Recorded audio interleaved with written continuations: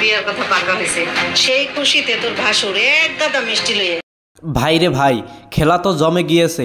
দফাদারের ভাগিনা তন্নির গায়ে হাত তোলায় সোহাগ দফাদারের ভাগিনাকে উত্তম মাধ্যম দিয়েছে।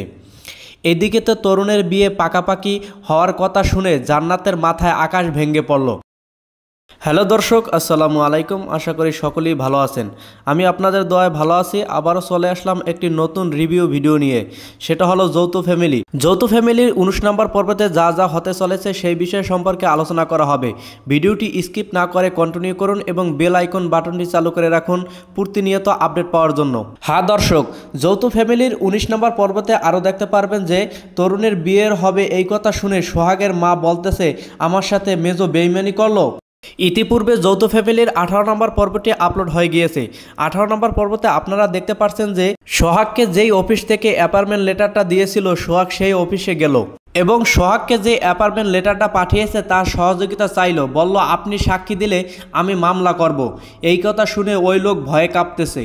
ওই লোক সাক্ষী দিতে না চাইলে সোহাগ বলল আপনি না দিলে আমি মামলা করব, তখন কিন্তু ঠিকই আপনার কাছে নোটিশ আসবে। এই কথা বলায় অফিসের লোক বলল আপনি আমাকে ভয় দেখাতে আইছেন। সোহাগ বলল বলতে পারেন এমনই। এইদিকে তো তরুণ অপেক্ষা করে চলে যাবার সময় খুশির বাবা এসে হাজির, বলতেছে বাবা তুমি কখন এলে। এইদিকে তন্নির সাথে লতার দেখা। লতা বলতেছে দেখ বোন, সোহাগের সাথে এখন আর আমার সম্পর্ক নাই। এইদিকে ওই অ্যাপার্টমেন্ট লেটারের লোক দফাদারকে ফোন দিয়ে বলতেছে আপনার জন্য এখন আমি ফেঁসে যাচ্ছি, আপনি কি করবেন করেন। এইদিকে দুই ভাইয়ের মধ্যে দ্বন্দ্ব লেগে গেল, সোহাগ ও তরুণদের মধ্যে।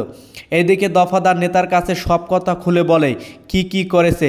এই কথা শুনে নেতা বলতেছে তুমি কোনো টেনশন কইরো না, আমি সবখানে বলে দিচ্ছি, কিন্তু টাকা খরচ করতে হবে। যৌথ ফ্যামিলির 19 নম্বর পর্বতে আরও ধামাকা হতে চলেছে। 19 নম্বর পর্বতে যৌথ ফ্যামিলি সেটার যৌথ ফ্যামিলি থাকবে না, গ্যাঞ্জাম ফ্যামিলি হয়ে যাবে। কারণ দফাদার যে চাল চলেছে তাতে সবই ফেসে যাবে।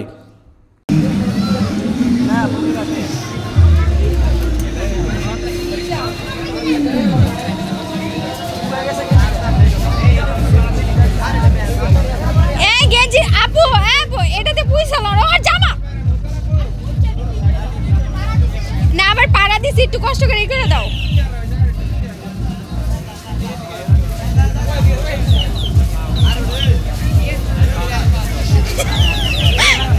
আল্লাহ, এই তুমি আমার ফোন দিয়া গেল না, আমার ফোন লয়ে পড়ল একদম।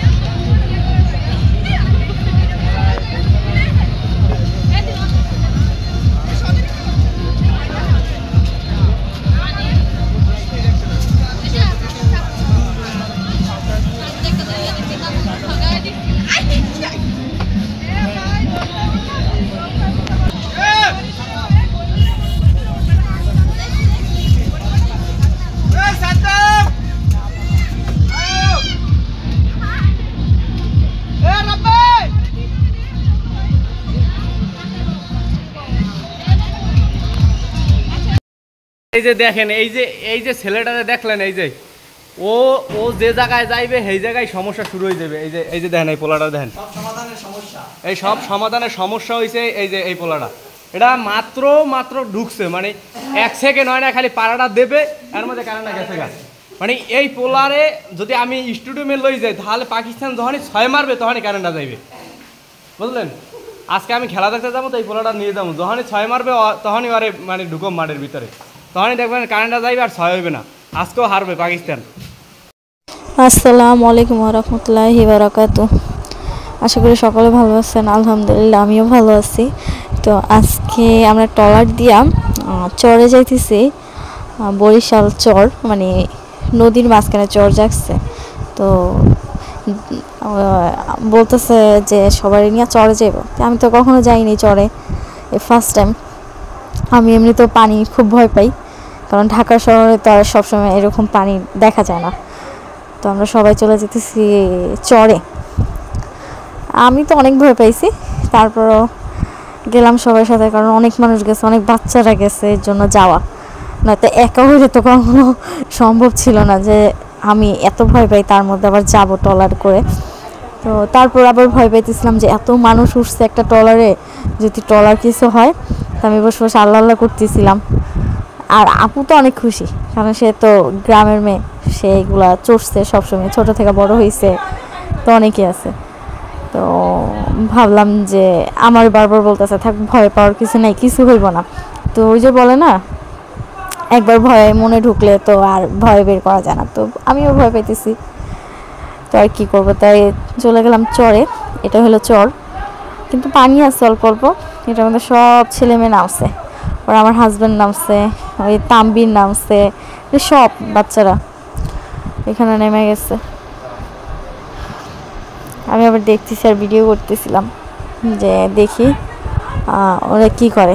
তো এত বালু, গোসল করে একদম বালু টালু দিয়া পরে আবার উঠছে ট্রলারে, আর আমরা আবার চলে যাব এর জন্য।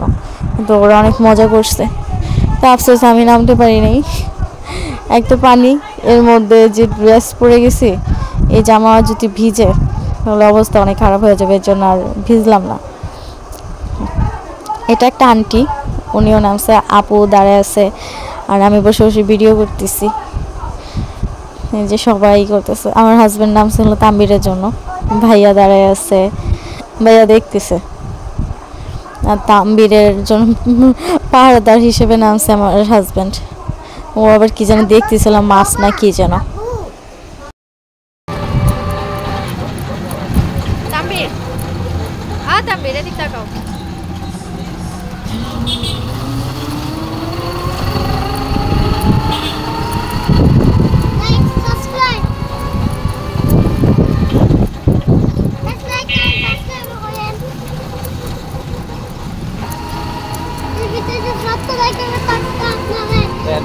আমি পছন্দ করে দেখি, তোমরা নিজে পছন্দ করে একটু দেখছি। ফেসটাও খুব সুন্দর তাই না? ভাই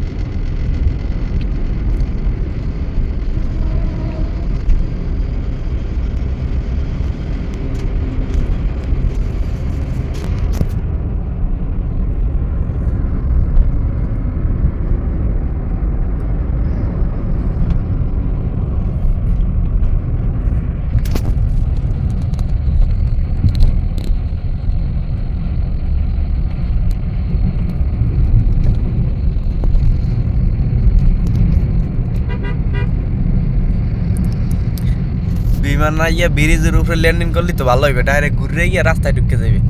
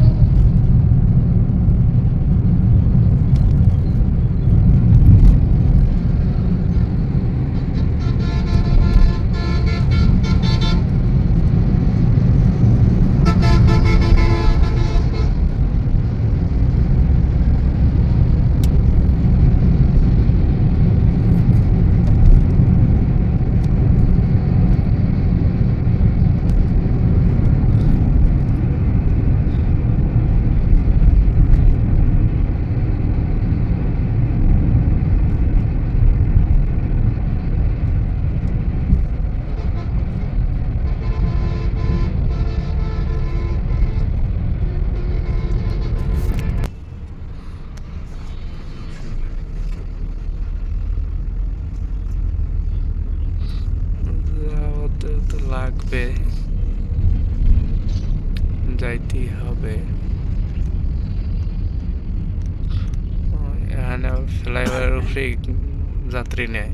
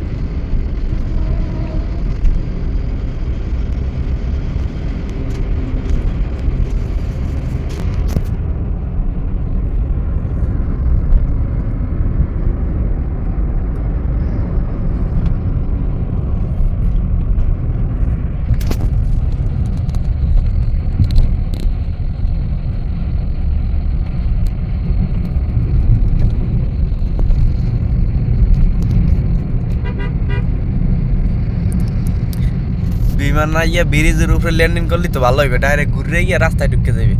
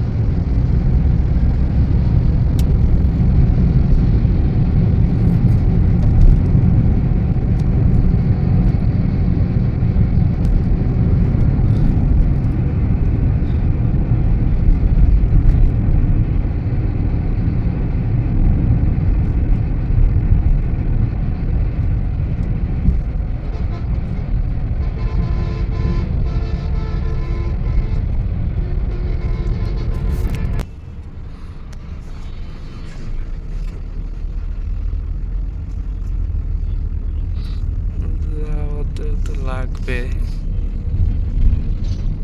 যাইতেই হবে। এখানে ফ্লাইওভারের উপরে যাত্রী নেয়।